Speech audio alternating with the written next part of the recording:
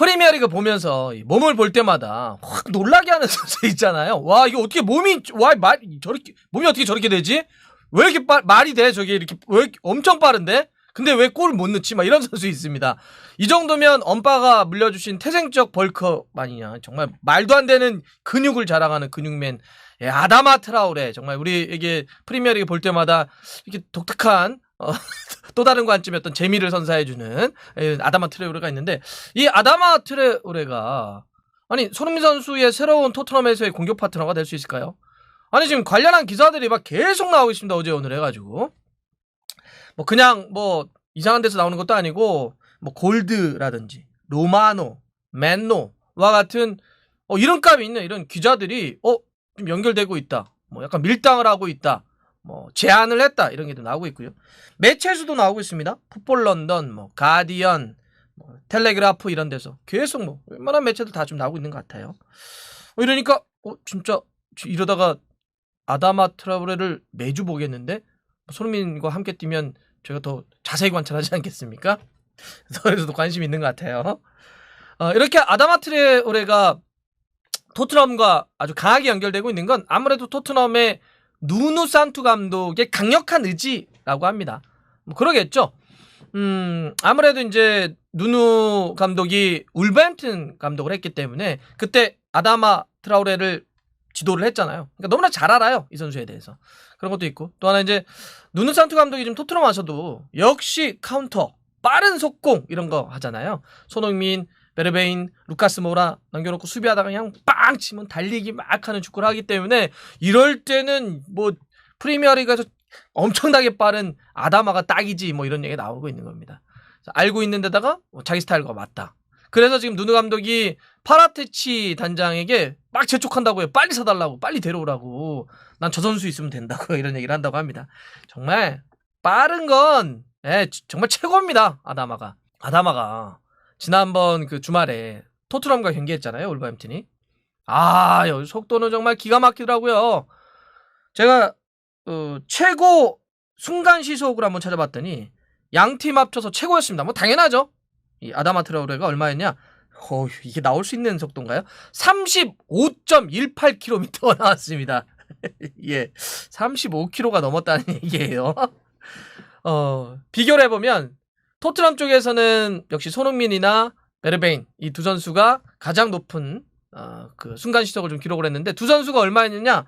33km대였어요. 사실 이것도 엄청 빠른 거잖아요. 이 두 선수보다도 한 2km 이상이 더 빨리 뛰었던 선수가 바로 아다마 트라우레였습니다. 진짜 그러니까 우리가 보는 게 빠르다 이러는 게 이런 수치로도 좀 나타나는 거고요. 정말 아다마는 손흥민 선수와 함께는 절대 학교 앞에서 동시에 뛰어서는 안 될 것 같아요. 그래서는 안 되는 속도가 좀 나오는 거죠. 뭐 문제는 있습니다. 토트넘 경기도 보셨겠지만 참 골 못 넣어요. 고구마 결정력, 극암의 결정력이죠. 진짜 이게 신이 다 안 주시나 봐요. 이런 몸과 엄청난 근육과 엄청난 속도를 주셨는데 그게 안 됩니까? 정말 골 잘 못 넣습니다. 예. 이번에도 그 통짜라고 하는데 1대1 상황이 있었잖아요. 토트넘이 이제 요리스 키퍼와 1대1로 맞섰는데 물론 여기서 이제 요리스가 나오면서 탁 반응을 잘했죠. 요리스가 이제 그런 거 잘하니까. 아니 그렇다고 하더라도 1대1이면 여기서 제가 봐서는 두 가지 선택을 할 수 있었거든요.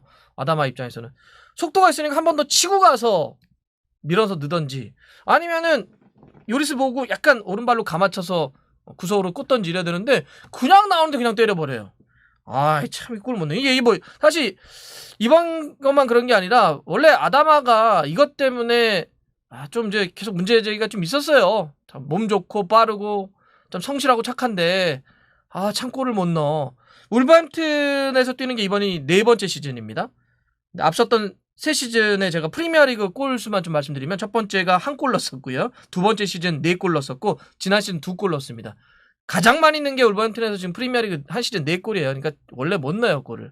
그런 선수인데 디테일에 좀 약하죠. 이번 토트넘 경기에서의 패스 성공률도 76.5%였으니까 확실히 좀 세밀한 능력은 좀 떨어진다. 사실 그것 때문에 이제 이 선수가 그 빅클럽 얘기가 나올 때마다 그래도 빅클럽까지는 아닐걸? 디테일이 없잖아. 갖고 있는 건 있지만 뭐 이런 이제 얘기가 있었죠. 바르셀로나 유스였잖아요. 근데 거기서 이제 꼽히지 못하고 아스톤 빌라 왔다가 미들스브러 갔다가 이제 울버햄튼 와서 있는 건데 뭐 여전히 결정력은 좀 아쉽긴 하지만 그래도 자 가지고 있는 이게 갖고 태어난 몸부터 속도 사실 스피드라고 하는 건 연습으로 끌어올릴 수 있는 게 한계가 있습니다. 살짝 늘어나지 갑자기 느린 선수가 확 빨라지지 않아요. 이렇게 타고난 능력이 있으니까 그리고 또 점점 할수록 좀 더 좋아지는 좀 더 파괴적인 모습들이 스피드나 이런 데 나오니까 많은 팀들이 좀 관심을 가졌던 건 사실이거든요. 그리고 스페인 국가대표팀도 지난해 아다마를 불러서 스페인 국가대표 데뷔시켰죠. 뭐 많은 경기를 뛴 건 아니지만 지금까지 6경기를 좀 뛰었습니다. 이렇게 좀 성장을 하고 있다. 워낙 압도적인 속도가 있다 보니까 뭐 패스의 마지막에 디테일, 슈팅의 마지막 디테일은 좀 떨어져도 선수를 한두 명은 그냥 제쳐놓고 찔러주는 게 있어요.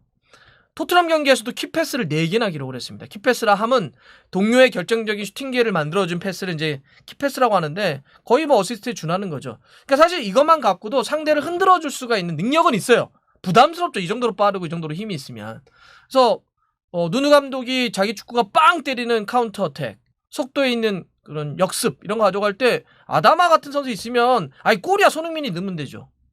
그러잖아요. 예. 아다마는 흔들어 주라는 거예요. 막 볼 갖고 움직여라 뛰어. 그리고 마지막 결정력은 안 되니까 손흥민에게 밀어주면 손흥민이 넣으면 되지.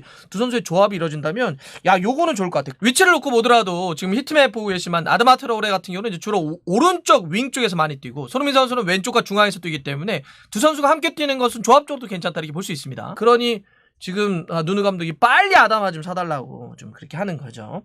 근데 지금 딜이 현재는 좀 난항이라고 합니다. 서로의 협상이 토트넘과 울버햄튼이. 왜냐하면 참 레비 회장도 이게 한 번에 참 만족스러운 제안을 좀 해야 되는데 지금 제안이 뭐냐면 일단 1년만 빌려줘 이거예요. 예. 임대 후 이적 조건을 제시했다고 합니다. 그럼 울버햄튼이 왜 보내요? 아니 지금 아다마 트라우레를 원한다고 하는 팀이 몇몇 팀인데 아니 그냥 돈 준다는 것도 아니고 1년 빌려줬다가 저 완전 영입한다고? 꺼달라고? 왜? 아니 나이도 지금 25살밖에 안 된 만으로 이런 젊은 선수 쨍쨍한 선수를 와 이거 무슨 이상한 심보 아니야? 뭐 이런 거죠. 제가 봐도 돈 줘야죠. 당연히 울버햄튼은 지금 즉시연금을 원하고 있고요. 지금 얘기 나오는 거는 울버햄튼 쪽에서는 그래도 한 4천만 파운드는 줘야 되지 않냐. 640억 정도 얘기하고 있다고 해요. 사실 이거 울버햄튼은 좀 높게 지르는 거예요. 왜냐하면 트랜스포 마케트 기준으로 해서 현재 아다마 트라우레의 시장 가치는 한 412억 정도 되거든요. 한 200억 정도를 이렇게 올리는 거죠.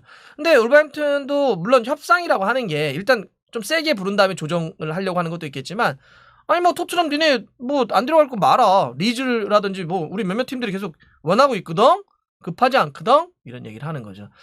그러니까 저는 그래서 레비도 그런 것 같아요. 오케이 우리는 당장 돈이 없어요. 꺼줘. 이렇게 되는 것 같아요. 돈을 이만큼 달라는 팀과 우린 돈 없어 꺼줘. 이런 게 해서 나중에 만날 수 있죠. 말도 안 게 낮게 부른 팀과 높게 부른 팀이 이렇게 와서 협상이 될 수는 있겠지만 어쨌든 현재는 거리감이 좀 있다. 꺼달라는 데와 한 600억 이상 달라고 하는 데가 좀 있다. 근데 울버햄튼도 마냥 붙잡고 있기는 좀 그럴 수도 있어요. 왜냐하면 지금 아다마와 울버햄튼의 계약 남은 게 2년 남았습니다. 그러니까 지금 연장 계약을 하든지 이적을 시킨다든지 한 1년 이내에는 다 그런 결정을 좀 해야 되는데 아직까지 아다마가 연장 계약을 하고 있지 않다고 해요. 그러니까 어쨌든 울버햄튼 입장에서도 아다마에 대한 자기네들이 만족스러운 딜이 오면 보낼 여지는 있다. 이렇게 좀 말씀드릴 수 있습니다.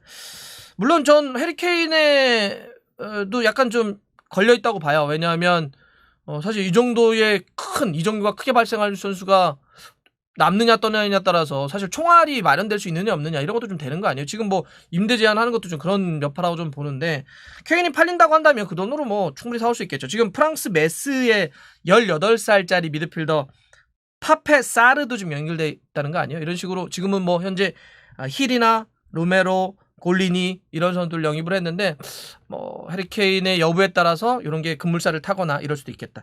어쨌든 현재로서는 토트넘의 아다마의 영입이 좀 다른 방향으로 지금 약간 좀 정체가 이렇게 물려 있는데 이게 좀 풀리려고 한다면 서로가 좀 양보하든지 아니면 토트넘이 다른 제안을 좀 해야 될 것 같아요. 임대 후 이적 이런 거 말고 좀 다른 딜을 좀 해야 이게 좀 풀릴 것 같습니다. 이적 시장이 이제 진짜 얼마 남았죠? 네, 한 일주일밖에 남지 않았습니다. 거의 다 됐는데 근데 저는 진짜 아다마가 오면 되게 재밌을 것 같아요. 경기는 뭐 결과는 모르겠지만 손흥민과 아다마 와 정말 정신없이 뛰어다니고 재미는 일단 보장될 것 같다. 이런 생각이 드네요.